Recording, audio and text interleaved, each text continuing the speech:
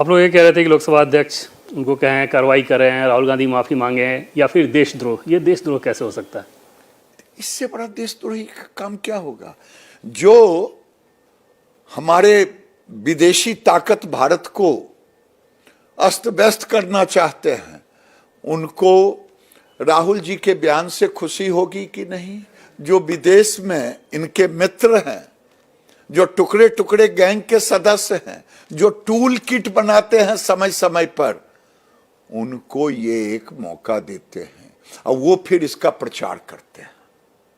ये सोची समझी रणनीति है भाई।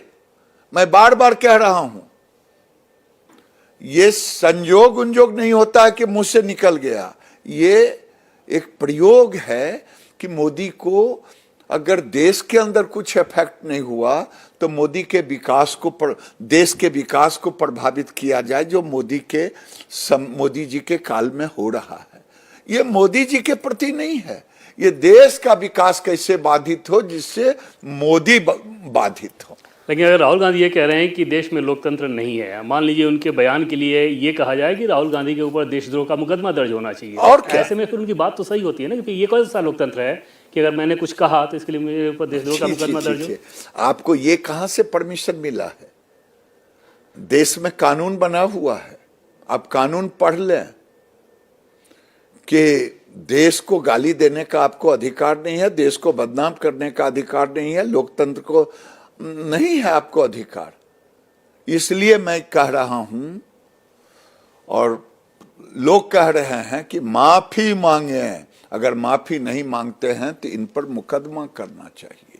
चीन और कश्मीर, इन दोनों मसलों को लेकर मोदी सरकार की जो नीति है उसकी भी जबरदस्त आलोचना राहुल गांधी ने की है, वो भी विदेश में किया। अब देखिए, जो पीओके है टीवी पर, मैंने आप ही के चैनल पर रात ही देखा है। रात जो मैंने देखा है, रोज देखता हूं सारे चैनलों पर, पाक में मोदी मोदी हो रहा है, पीओके में, कि रास्ता खोल दे, मैं भारत चला जाऊंगा। ये विदेश में जाकर के इनके नाना ने कश्मीर को यूनाइटेड नेशन ले गया।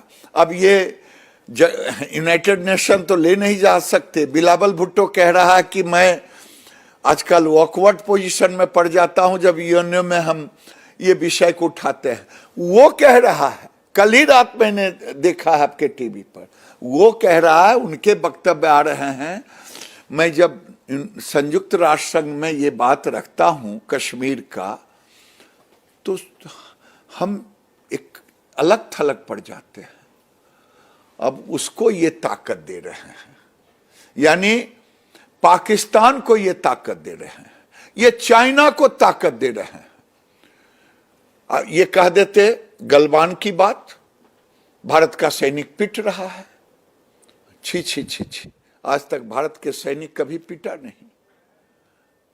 हां, अगर कभी हमें मुंह खानी पड़ी तो आपके नाना की गलतियों से, जो हजारों किलोमीटर चाइना के कब्जे में चला गया। कभी आपकी जुबान नहीं खुलती है।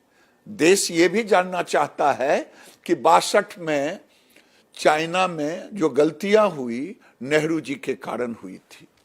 और नेहरू जी ने जो बफर स्टेट था ताइवान, ये तिब्बत को भी आपने यूनाइटेड नेशन में सुपुर्द कर दिया।